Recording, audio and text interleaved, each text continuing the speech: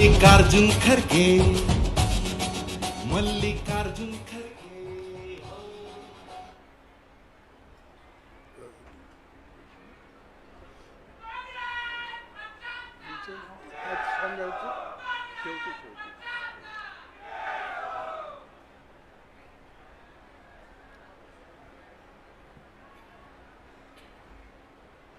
इस मंच पर बैठे हुए हमारे नेतागण, उत्तम कुमार रेड्डी जी जो तेलंगाना के वरिष्ठ मंत्री हैं और इस जिले के हमारे पार्टी के ओर से देखभाल करने वाले सीनियर लीडर दिलीप राव देशमुख जी,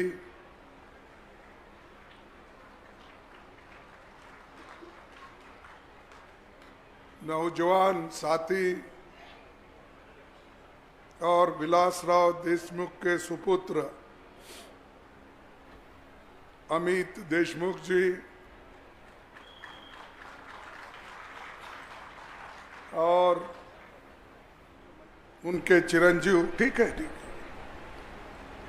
उनके चिरंजीव धीरज देशमुख जी और doctor Shivaji Kalge, member of parliament,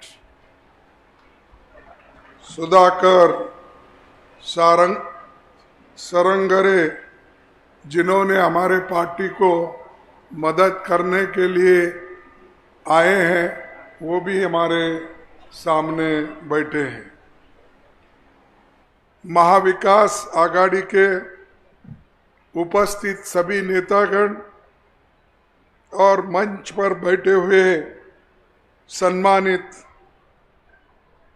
हमारे मुखिया और सभी यहाँ पर पधारे हुए हमारे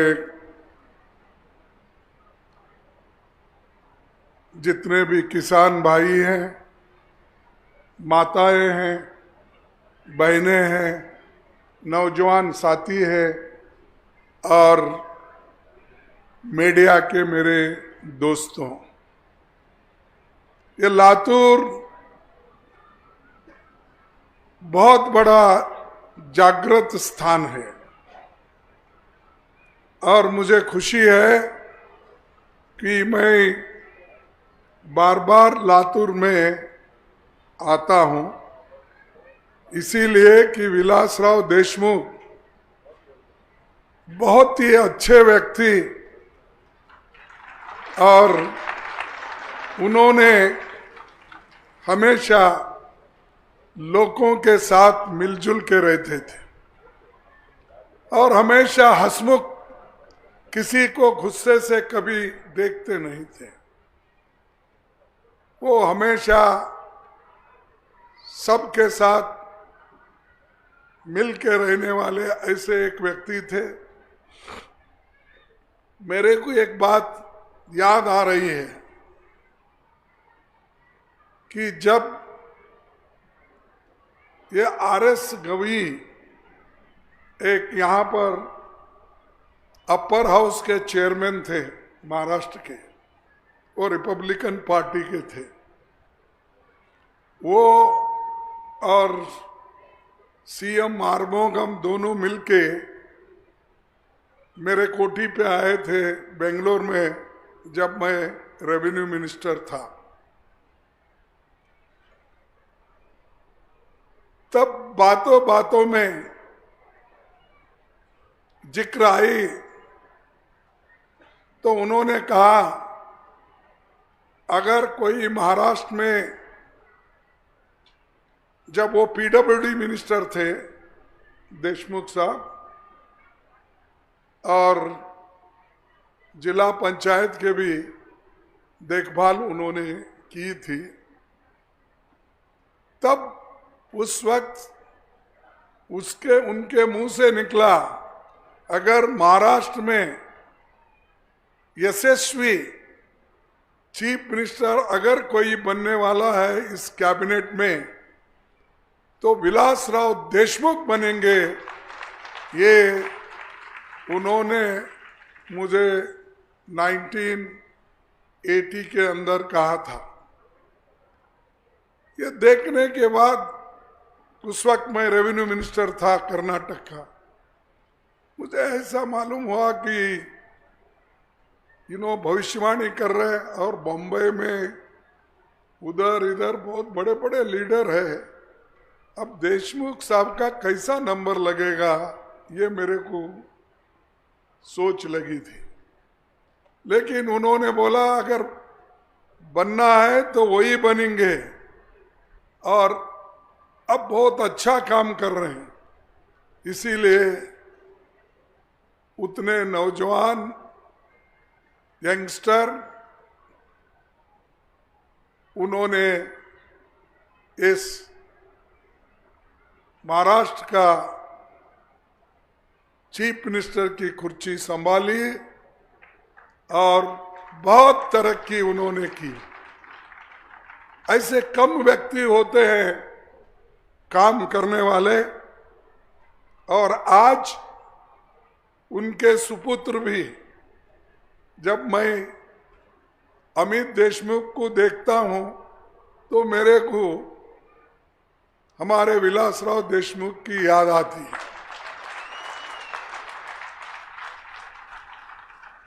और उनका सारा मिला जुला चेहरा है, और वैसा ही जब हमारे धीरज को देखता हूं, उनको उन माता जी को देखे जैसा होता है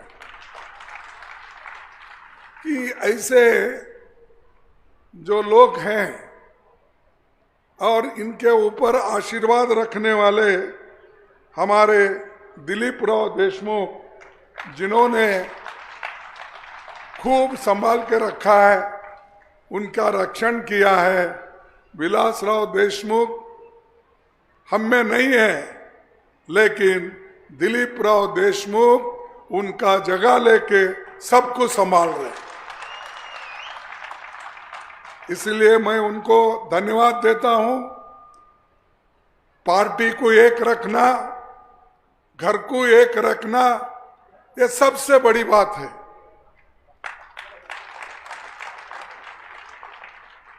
और आज मैं यहां पर आया हूं आपका उत्साह देख के, और महाराष्ट्र में जो बड़ा बदलाव करने के लिए आप लोग यहां पर आए हैं। महाराष्ट्र की धरती छत्रपति शिवाजी महाराज, लोकमान्य तिलक, महान नायकों की धरती है। ज्योतिबा फुले, सावित्रीबाई फुले और बाबा साहब अंबेडकर, ऐसे महान व्यक्तियों की ये धरती है। बड़े बड़े संतों की धरती है महाराष्ट्र। तो ये हमको इस जगह आके बहुत खुशी होती है। अब हम साथी हैं। आपको आजादी कब मिली? देश को आजादी मिली 15 अगस्त 1947 में। हम और आपको मिली 17 सितंबर 1948 में। तो हम लोग साथ ही चल रहे हैं। और निजाम सरकार जो थी, उसको जब भारत आजाद हुआ तो हम सब लोग भारत में विलीन हो गए। और आज तरक्की के जो रास्ते आप लोगों ने जो खास करके निकाला है, वो बहुत अच्छा है। मेरे को और भी खुशी हो गई जब हमारे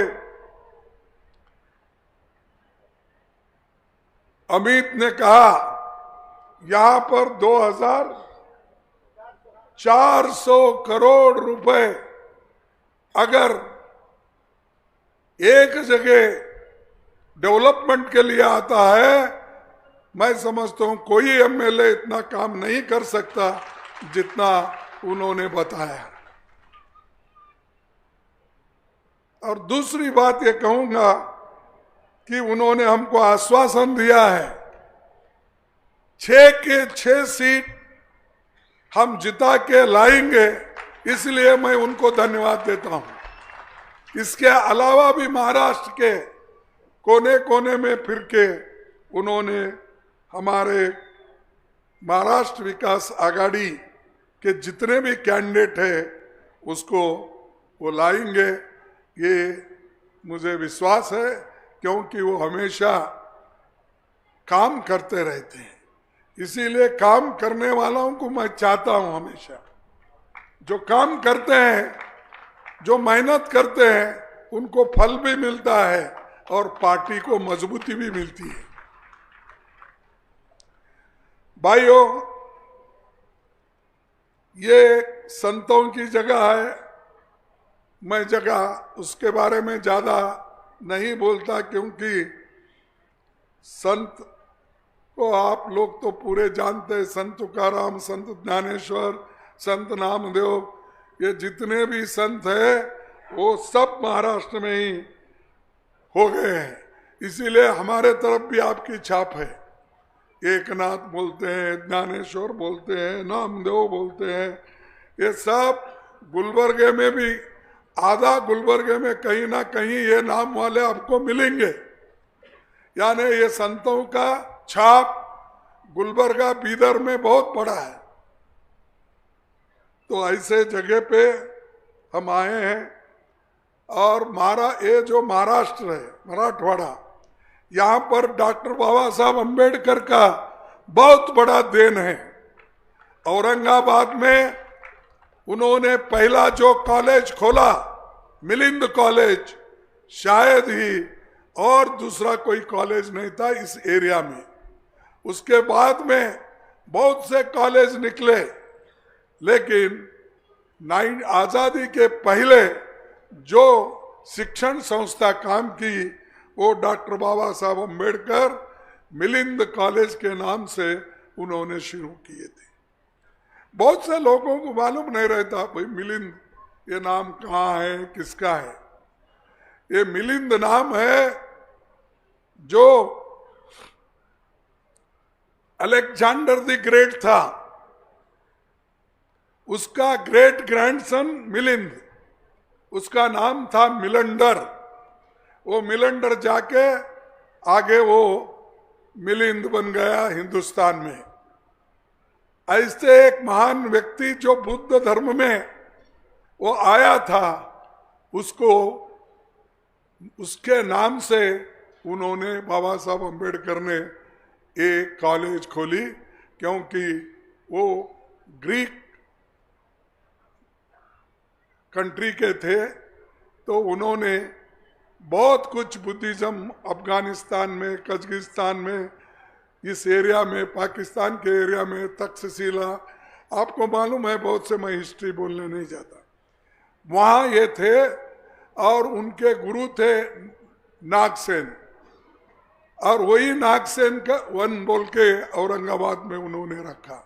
यानी गुरु शिष्यों का नाम पहले बार डॉक्टर बाबा साहब अम्बेडकर औरंगाबाद में रखे, ये बहुत बड़ी बात है और बहुत से लोगों को ये मालूम नहीं है।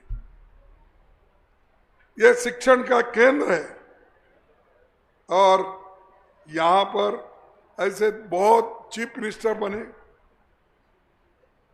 बहुत से मराठवाड़ा से, मराठवाड़ा लक्की है, यहाँ शिवाजीराव पाटिल निलंगेकर बने, शंकरराव चौहान बने, शिवराज पाटिल, सुशील कुमार शिंदे, ये बहुत से नेता। और सबसे ज्यादा विलासराव देशमुख जी यहाँ पर काम किए, इरिगेशन के काम किए। और उसके वजह से दिलीप राव को चांस मिला 6 शक्कर कारखाने बनाने का, क्योंकि ये जो अगर बांध नहीं होते, डैम नहीं होते, तालाब नहीं होते तो कहां से आप गन्ना उगाते थे? ये गन्ना उगाने का जो आपको समय मिला या एक चांस मिला कि विलासराव देशमुख अपने एक कोशिशों से यहाँ पर इरिगेशन प्रोजेक्ट्स वो लगाए, इसीलिए आज मराठवाड़ा संपन्न है। लेकिन एक बात है, मराठवाड़ा खास करके हमारे लातूर जिला, ये सब कुछ है, लेकिन सबसे ज्यादा प्रॉब्लम आया है सोयाबीन का, कपास का। सोयाबीन जो ये सेंटर है लातूर, लेकिन सोयाबीन को आज उसका दाम नहीं मिल रहा।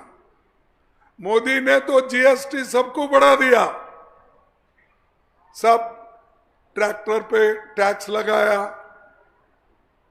दूसरे इक्विपमेंट में भी टैक्स लगाया, हर चीज पे उन्होंने टैक्स लगाया जो किसान उपयोग करता है। लेकिन सोयाबीन का जो एमएसपी है वो क्यों नहीं बढ़ाया, मैं पूछ रहा हूं। सोयाबीन का यहां पर आकर फडणवीस ने कहा मैं एमएसपी 6,000 रुपए कुंटल दूंगा, बोला या नहीं बोला? लास्ट जब इलेक्शन में आए थे पार्लियामेंट के, उन्होंने बोला 6,000 रुपए कुंटल मैं एमएसपी वो रेट पे करूंगा, लेकिन वो गायब हो गए। वो तो छोड़िए, अब एमएसपी जो है 4,892 रुपए है, वो भी किसानों को नहीं मिल रहा। अब किसान कम दाम में वो बेच रहे हैं और परेशान हैं, लेकिन गवर्नमेंट जो वायदा करती है वो कभी निभाती नहीं। ये हमेशा आदत है मोदी साहब की। बोले वो पहले क्या बोले? पहले जब वो हुकूमत में आने से पहले बोले, मेरे भाइयों और बहनों, मैं आप लोगों को कांग्रेस के सरकार ने काला धन बाहर रखा है, उसको लाकर मैं हर एक के जेब में 15-15 लाख डालूंगा। डाल दिए वो 15 लाख मिले आपको। अरे ऐसा प्रधानमंत्री झूठ बोलते हैं? मैं तो नहीं सुना भाई कोई प्रधानमंत्री ऐसा आके ऐसा बोला फिर निभाया नहीं। आपको दिए होंगे इसलिए आप चुप बैठे बहुत से लोग। अगर नहीं है तो पूरे लोग हाथ उठाओ। नहीं दिए, इधर के लोग कमजोर हो गए, माताएं कम हो गए। और मैं 2-2 करोड़ नौकरियां दूंगा आपको, बोला या नहीं बोला? दिया। तो मोदी झूठ है क्या हम झूठ हैं? ये क्यों बोल रहा हूं? जो लोग आते हैं झूठ बोलते हैं, लोगों को फंसाते हैं और हुकूमत में आते हैं, हुकूमत में आने के बाद जनता को भूल जाते हैं। ये है मोदी का। मोदी इतना ही नहीं, किसानों को धोखा दिया। किसानों को बोला कि मैं आपका दाम दुप्पट कर दूंगा, आपकी आमदनी दुप्पट करूंगा। डबल हो गई आपकी आमदनी। अरे एमएसपी नहीं दे रहे, जो बोले वो नहीं कर रहे।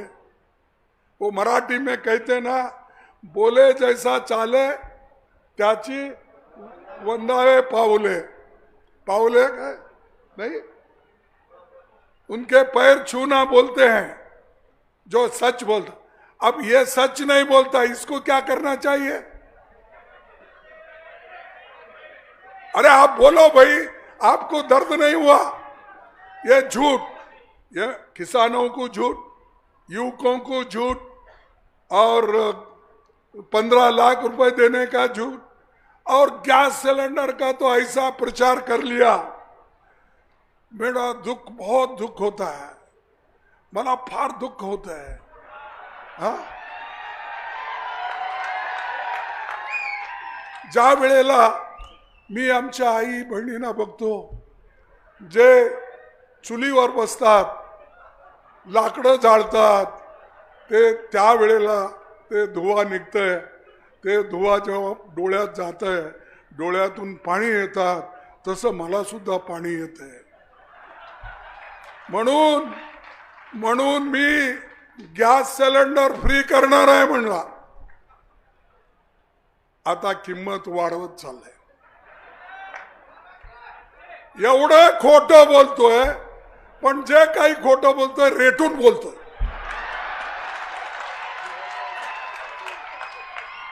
आणि तुम्ही लोक समजता अरे हे खरं आहे।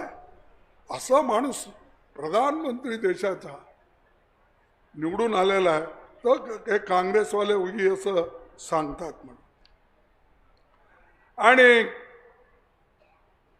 मी पुन्हा आपलं जे हे MSP रेट आहे कपासचं, कॉटनचं, ते आम्ही 2000 असलेलं 2500 रुपये प्रति क्विंटल कम में बिक रहा है, उसको हम MSP के साथ जोड़ के वही रेट देंगे जो फिक्स किया हुआ है।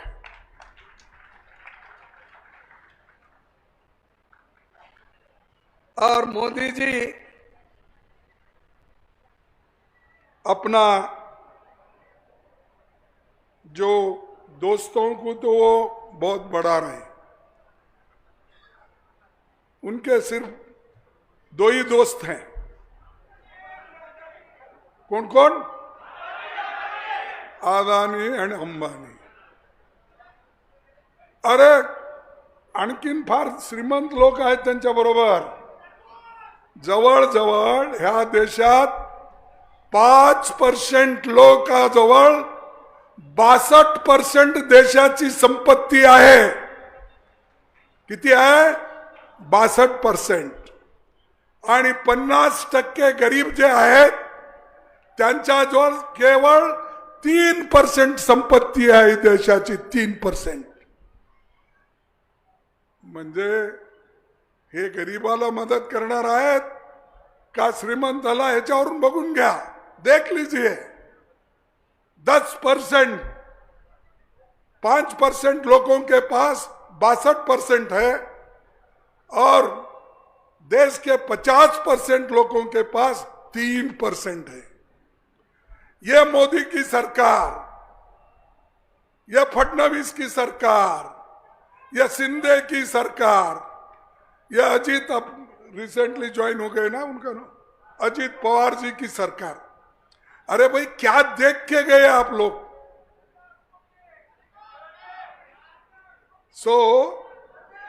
ये सब अगर मैं बोलूंगा तो गलत नहीं होगा। ऐसा करके चोरी करके सरकार बनाए हैं। ये तो चोरों की सरकार है।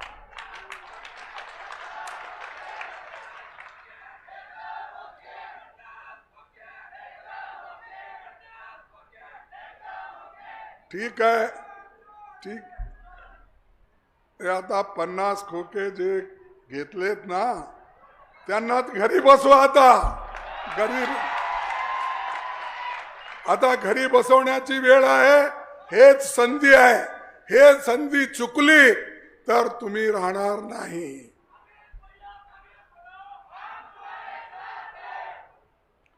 महाराष्ट्रामध्ये रोज 7 लोग शेतकरी आत्महत्या करतात रोज। आतापर्यंत ऑक्टोबर पर्यंत ह्या वर्षी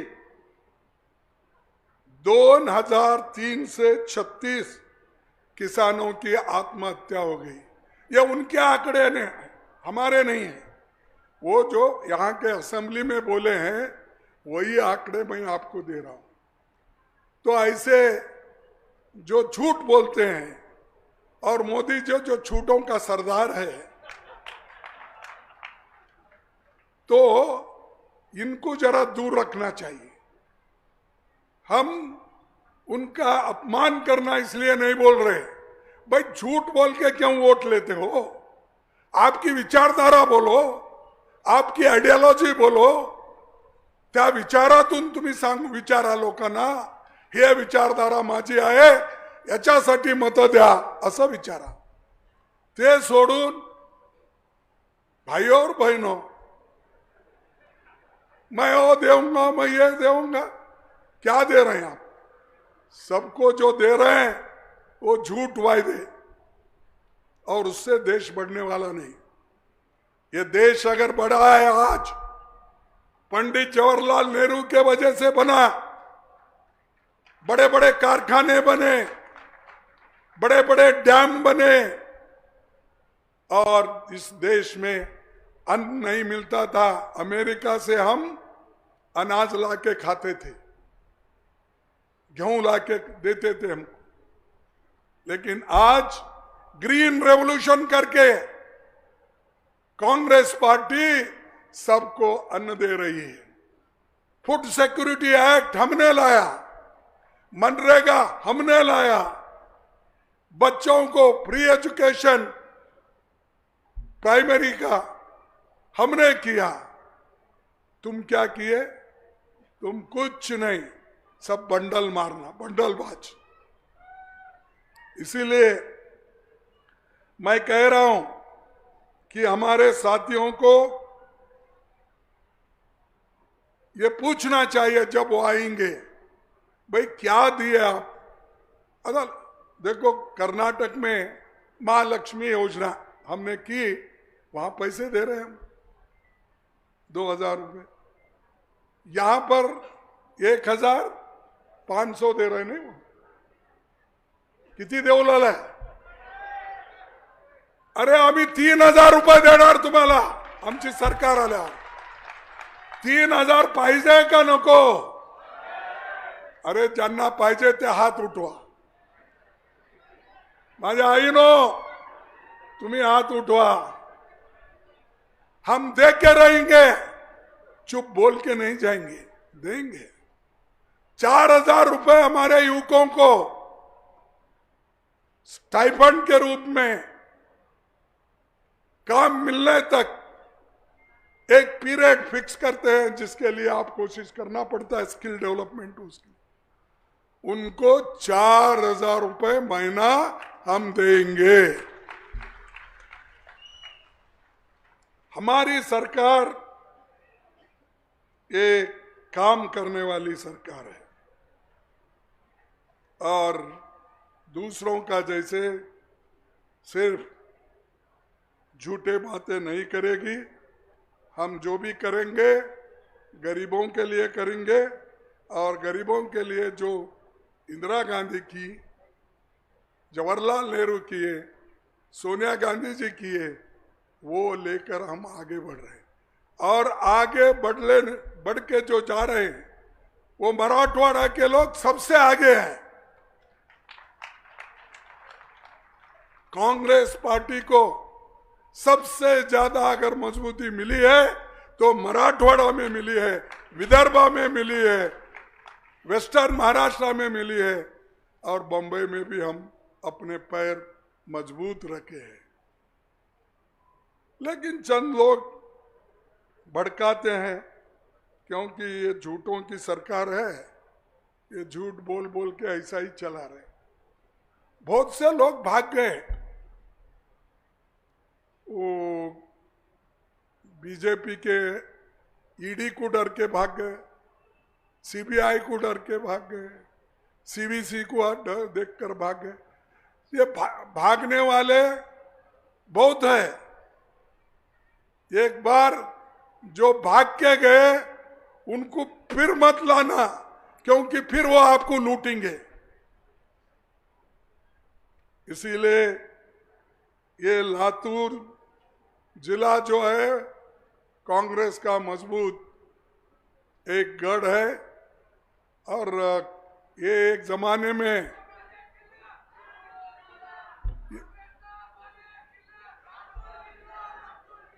लातूर जिल्हा इथं एक किल्ला आहे आणि हे राष्ट्रकूटाच्या वेळेला राजधानी सुद्धा होती, माहित आहे तुम्हाला? तो राष्ट्रकूटाच्या वेळेला राजधानी होती. इथून पुन्हा ते आमच्याकडे आली. असं जवळचा संबंध जे आहे ते सांगू लागलो. पण हे लातूर पक्का काँग्रेस आहे आणि काँग्रेसचे विचारधारावर चालणारा आहे. म्हणून आपण नेहमी ह्या पक्षाला मदत करत आलात. ते आपला आशीर्वाद हमारा पाहिजे. हम ये जानते हैं कि आप लोग हमको आशीर्वाद करेंगे. और मोदी जी जो झूठ बोल के जाते हैं वो हर जगह फिर रहे हैं. अब वो म्यूनसिपालिटी इलेक्शन में आएंगे, इसलिए अमित देशमुख जरा देख लीजिए, क्योंकि वो एमएलए इलेक्शन में आते हैं, एमपी इलेक्शन में भी आ रहे हैं. कितना फिर रहे, अपनी कुर्सी बचाने के लिए इतना फिर रहे पूछो मत. अरे हम संविधान बचाओ, लोकतंत्र बचाओ बोल के हम फिर रहे हैं. इन्होंने मेरी कुर्सी बचाओ ये बोल रहे हैं. तो भाइयों, आपको सबसे ज्यादा मैं खास करके पिछड़े, अति पिछड़े, दलित, माइनॉरिटीज और सब गरीब लोगों को, सब जात में गरीब लोग हैं, इनको कह रहा हूं, तुम्हारा हकूक, तुम्हारे हक अगर किसमें है, तुम्हारी हिफाजत अगर किसमें है, तो बाबा साहब अम्बेडकर लिखा हुआ संविधान में है. संविधान चले गया, तुम कहीं के नहीं रहेंगे. संविधान जो लिखा है बाबा साहब अम्बेडकर, उसको टिकाना है ना. ये तो है, ये संविधान है. इसको भी मोदी के लोग बहुत मजाक उड़ाए. भाई राहुल जी जब लेके दिखाए उनको, अब भाई कोरे पन्ने हैं बोल के दिखे, ये कोरे पन्ने हैं. और यही लाल ऐसा कवर लाल है भाई, अंदर तो जान है ना. हर लोगों की हिफाजत इसमें है. लेकिन मोदी जी नक्सलाइट का है, कम्युनिस्ट का है, क्या क्या की बोले. और ऐसी ही बुक मोदी जी ने प्रेसिडेंट ऑफ इंडिया उस वक्त जो थे कोविड, वो कोविड को उन्होंने यही बुक दिया है. ये देखिए, ये बुक दिया. फिर मैं बोलूं मोदी जी को, अरे नक्सलाइट है मोदी? नहीं, आप बोलिए हमारे हाथ में है तो ये नक्सलाइट, अर्बन नक्सलाइट. अब इनके हाथ में है तो ये दोनों नक्सलाइट है बोलो. ऐसे झूठ बातें बोलते हैं. अरे भाई, तुम प्रधानमंत्री हो, तुम कोई एक स्टेट के मंत्री नहीं या चीफ मिनिस्टर नहीं. 140 करोड़ जनता के मुखिया हो. लेकिन आज वो सब भूल गए हैं. इसीलिए मैं आपसे विनती करता हूं कि वो सिर्फ आरएसएस बीजेपी क्या बोले. जब अंबेडकर ने एक कॉन्स्टिट्यूशन लिखा, तब उन्होंने ये बोला कि ये मनुस्मृति के तत्वों पर आधारित नहीं है, इसीलिए उन्होंने जला दिया. दिल्ली में रामलीला मैदान पे अंबेडकर बनाया वो संविधान और नेहरू जी की फोटो, गांधी जी की फोटो, तीनों को उन्होंने जला दिया. और ऐसे लोगों को आप वोट देते हैं?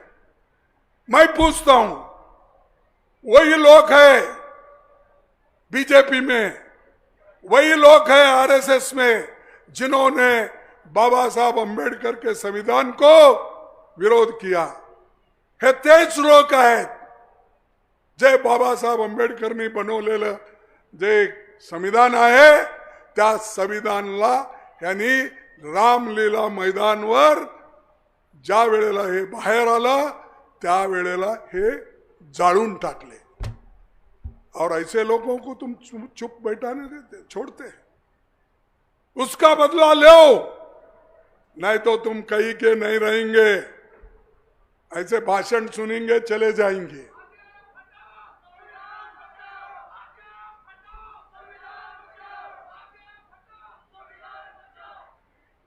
मैं इसीलिए एससी एसटी ओबीसी के लोगों को ये कहने आया हूं, तुम्हारे नौकरियां जा रहे हैं, तुम्हारे को बैकलॉग वैकेंसी नहीं मिल रहे, नए भर्ती नहीं हो रहे, क्योंकि नए अगर भर्ती हो गए जितने वैकेंसीज है तो उसमें फिर ये लोग आएंगे. तो इसलिए उन्होंने रिक्रूटमेंट करना बंद कर दिया है. और अगर हमारी कांग्रेस पार्टी और महाविकास आघाड़ी हुकूमत में आएगी तो हम 2,50,000 नौकरियां जल्दी भर देंगे और बेरोजगारी को दूर करने की कोशिश करेंगे और इन्वेस्टमेंट लाएंगे. महाराष्ट्र में, लातूर में भी आएगा, हर जगह जो इन्वेस्टमेंट मोदी अपने घर को भेज रहा है वो सब महाविकास आघाड़ी की सरकार आने के बाद महाराष्ट्र में आएगा. और ये आपको तो हमारे अमित भाई ने बताया की महालक्ष्मी योजना युवकांना म्हणजे 4,000 रुपयाचं मीही सांगितलं, त्यांनी सांगितलं.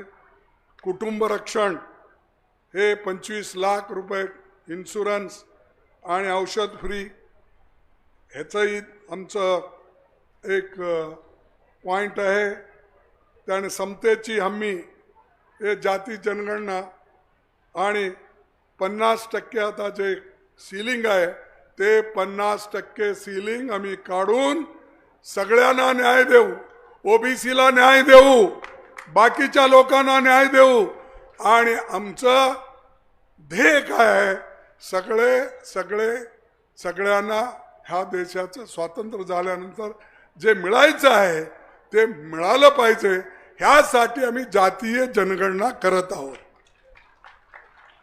एकदा जातीय जनगणना झाली तर तुम्हाला माहित होईल की कुणाच्या घरात किती ग्रॅज्युएट आहेत, कुणाची इन्कम किती आहे, कोण कितीपर्यंत शिकलेला आहे आणि कुठं नोकरी आहे, हे सगळं माहित होईल.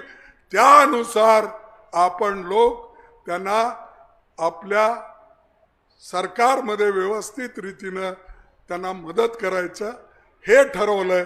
म्हणून हे जाती जनगणना बॅकवर्ड क्लासेस राहू दे, दुसरे कम्युनिटीचे राहू दे, ते आम्ही करत आहोत. त्याला सुद्धा मोदी म्हणतात ये बैकवर्ड को तोड़ दे रहे हैं, अलग कर रहे हैं, एससी एसटी को फोड़ दे रहे हैं. अरे फोड़ने वाले आप ही हो भाई, हम नहीं. बांटो और क्या बटेंगे तो काटेंगे. कोण म्हणतंय? हे यादव आपले त्यागी योगी म्हणतात. योगी साधू आहेत, पाप बिचारे, ते कसं काय आले आहात मला माहित नाही. आणि मोदीजी काय म्हणतात, एक है अरे एक है तो सेफ है, हे त्यांचं म्हणणं आहे. तो इसीलिए मैं 2 मिनट और आपका लेता हूं और मैं अपने बातों को खत्म करता हूं. भाइयों, एक छोटी सी शायरी आपके सामने पेश करूंगा और उससे आपको मदद मिलेगी कि मोदी जी क्या कर रहे हैं, हम क्या कर रहे हैं। हिंदू या मुस्लिम के एहसासात को मत छेड़िए, हिंदू या मुस्लिम के एहसासात के मत छेड़िए, अपनी कुर्सी के लिए जज्बात को मत छेड़िए, अपने कुर्सी के लिए जज्बात को मत छेड़िए। हम में कोई हून, कोई शक, कोई मंगोलियन है, दफन है जो बात, दफने हैं जो बात, अब उस बात को मत छेड़िए। छेड़िएंगे एक जंग मिलजुल कर गरीबी के खिलाफ, छेड़ेंगे एक जंग मिलजुल कर गरीबी के खिलाफ। दोस्त मेरे मजहबी नगमात को मत छेड़िए। ये अदम गौड़ी का है, उसने ये कहा मत छोड़ो भाई, एक बटेंगे तो कटेंगे, ये क्या है, कैसा बोल सकते ऐसा कोई। हम तो एक है। और मैं आपको यही कहूंगा कि मैं आपसे आवाज देने के लिए पूछूंगा, और उससे पहले मैं नाम बोलूंगा जो भी हमारे इस कॉन्स्टिट्यूंसी के, ये 236 में अहमदपुर कॉन्स्टिट्यूंसी से विनायक राव कृष्णराव पाटिल है। भाई कहाँ है, जरा उठ के नमस्ते करो। और उदगीर कॉन्स्टिट्यूंसी से सुधाकर संग्राम भालेराव,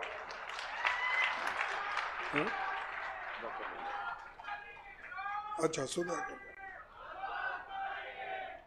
नीलंगा कॉन्स्टिट्यूंसी अभय सतीश साळुंके, ओके। औसा कॉन्स्टिट्यूंसी से दिनकर बाबूराव माने, ओके। तो ये हमारे कैंडिडेट है। अब पहले तो अरे धीरज विलास, ये तो बोले ये तीसरी बार बोल रहे, ये धीरज विलास राव, अमित विलास राव, हाँ। अरे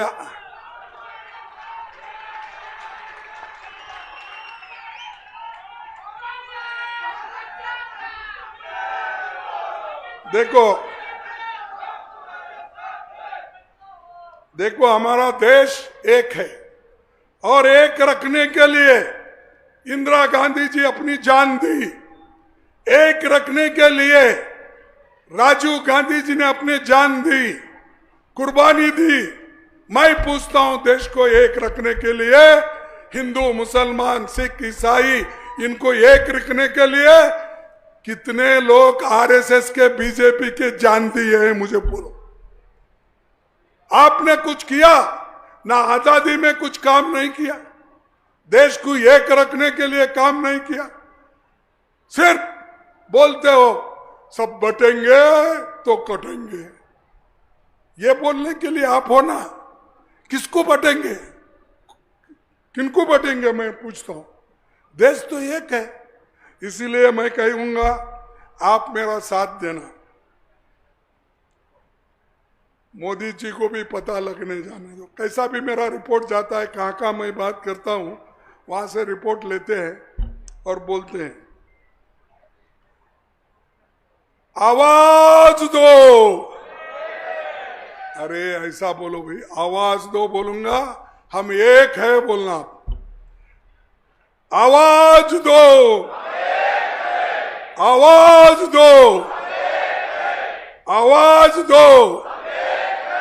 इसीलिए आपको धन्यवाद। हम तो एक है, आवाज एक है, लेकिन फिर क्या आप चाहते हैं? देश के लोग एक है, हम एक है, आवाज दे रहे हैं, तुम बांटने और काटने की बात कर रहे हैं। इसीलिए ज्यादा न बोलते हुए आप सबको धन्यवाद। जय हिंद, जय हिंद, जय हिंद, जय हिंद। धन्यवाद, जय भीम। चले हैं सब धन्यवाद हाथ साहब। लेके, हाथों में सबका हाथ लेके, तूफान को चुनौती देके, चल चले ना डरे, संविधान को बचाने निकले हैं। मल्लिकार्जुन खड़गे, मल्लिकार्जुन खड़गे, मल्लिकार्जुन बारा बलुतेदार महासंघानं या ठिकाणी महाविकास आघाडीच्या सर्वच उमेदवारांना जाहीर पाठिंबा दिलेला आहे। तसेच श्री संत गुरु रविदास महाराज तिसरे धाम यांनी सर्वच महाविकास आघाडीच्या उमेदवारांना पाठिंबा दिलेला आहे। खड़गे गांधी कुंभार समाज विकास मंडळाने महाविकास आघाडीच्या सर्वच उमेदवारांना जाहीर पाठिंबा या ठिकाणी जाहीर केलेला आहे। या सर्वांचे मी आभार व्यक्त करतो। सबको साथ लेके माननीय आदरणीय खरगे साहेबांची समस्त लातूरकरांच्या वतीने मी या ठिकाणी मनपूर्वक आभार व्यक्त करतो। न्याय की जो बात करे देश की जरूरत है, हक की जो बात करे देश देता हिम्मत है। युवाओं में जाकर एक जज्बा जगाकर हम नौकरियां पक्की करेंगे। किसानों के हक में जुड़े हम रहेंगे, हर एक की तरक्की करेंगे। आबादी है आधी पर हक पूरा रखते हैं, घर भी चला